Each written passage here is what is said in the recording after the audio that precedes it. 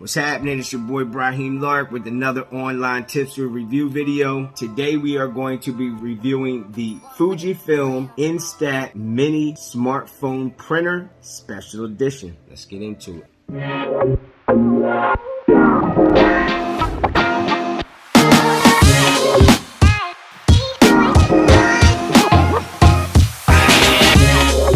Right, so we have the Fujifilm Instax Mini Smartphone Printer. Pretty cool device.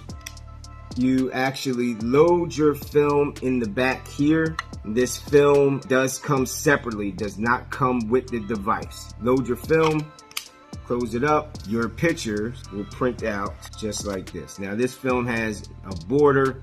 There's no picture in here, but what you would do, link your smartphone to your mini printer. You're going to use regular smartphone connection. Plug it in here, bam, link that to your smartphone. You can actually print your pictures right off of your phone with this little device. So this is the Fujifilm Instax Mini Smartphone Printer Special Edition. Do us a favor, if you like this video, go ahead and hit subscribe, hit the bell so that you can get notified anytime we upload more review videos.